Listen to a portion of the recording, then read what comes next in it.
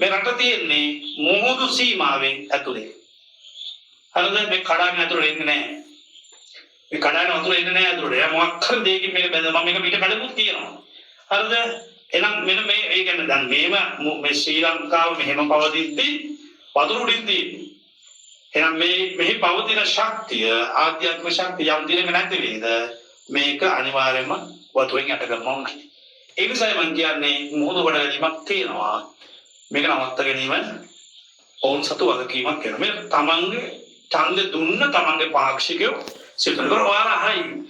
වෙනවත් දැන් ඔයා ඔය කියන විදිහට බුද්ධ ශාසනයත් මේක නැති. ඉතින් බුද්ධ ශාසනය නැති කරන්න මෙයානේ. නැති කරාට පස්සේ මේ රට වැඩක් නැහැ.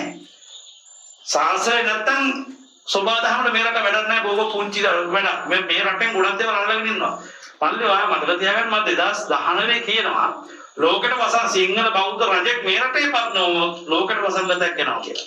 ඒ කියන්නේ මතක තියාගන්න. එහෙම මම කියන්නේ මේ රටේ රාජ්‍ය නායකයන් වැදගත් නිසා. ඔබ දන්නොදන්න උනාට මගේ මතකය අහන්න දෙවෙනි ලෝක යුද්ධය. අවසන් කරන පළමු වෙටිමුරේ තියන්නේ අපරට මිනිහෙක්. හරි? ඒක තේරුම් මම කියන්නේ. ඒ කියන්නේ පැහැදිලිවම අපරට මිනිහෙක්. ඒකවල මේ වචනේ. ඒකෙන් තමයි ලෝක පාලනය වෙන්නේ. මේ රටේ මිනිස්සු වචනයනේ බලවත් නැති. මේ රටේ රාජ්‍ය නායකයන් බලවත්. කවුරුත් හිතන්නේ බා අපේ රාජ්‍ය නායකයා දුබලෙක් කියලා. ඒ කවුරු නොවේවා. තේරුණාද? ඒ දුබලෙක් නෙමෙයි. අපේ වචනයනේ ප්‍රබලයි. අපි හරි පෞරුෂයෙන් යුතුව අපි හැමතැනම ඉන්න ඕන.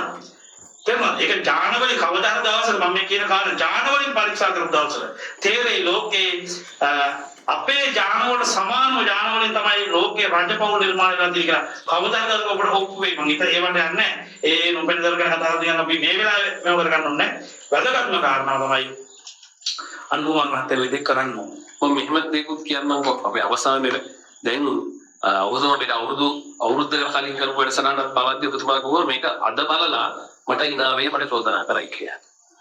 මම අදත් කියනවා. අද බලලා මට හිනාවෙයි චොක්සනා කරයි. හැබැයි කාරණාව ඉෂ්ට වුණාට පස්සේ ආපහු වෛරල් වෙයි මගේ වීඩියෝ එක. හරිද? හැබැයි වීඩියෝ එක වෛරල් වුණාට වැඩක් නැහැ. වෙන්න ඕන වින්නහේ වෙලා නම්. ඒ නිසා මම හැම වෙලේම කියන කාරණාවක් පුද්ගලයෙක් කියද්දී ඒ කියන දේ මොකක්ද කියන එක බලන්න ඒ පුද්ගලයාගේ වැරදි හොයන්න උත්සාහ කරන්න එපා. මිනිස්සු මගේ ස්වරූපෙට මම ඉන්න විදිහට මම කතා කරන විදිහට මගේ අදහස් වලට සමාන මිනිස්සු කැමති නැති වෙන්න පුළුවන්. හැබැයි මම කියන්නේ යම් අදහසක්. ඒ අදහස රටට ඕන අදහසක්.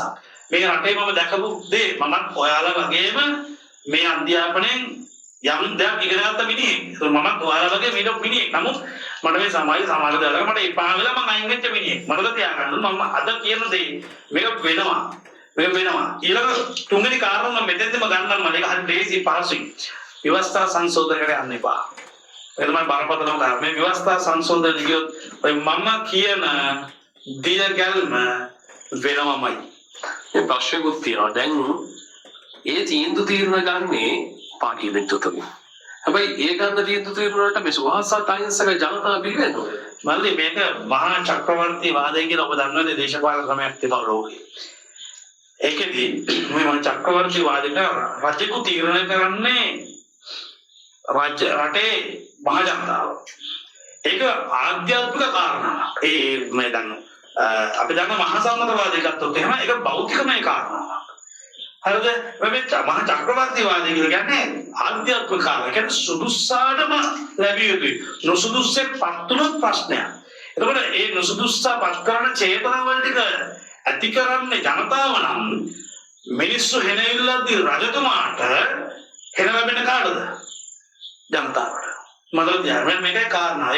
මේක බොහොම සරල සිද්ධාන්තයක්. පාර්ලිමේන්තුව තීන්දුව ගත්තත් ඒ තීන්දුව තීරණ ක්‍රියාත්මක කිරීම හෝ නොකිරීමේ පරම සුද්ධ බලය දෙන්නේ ජනපතිවරයාට.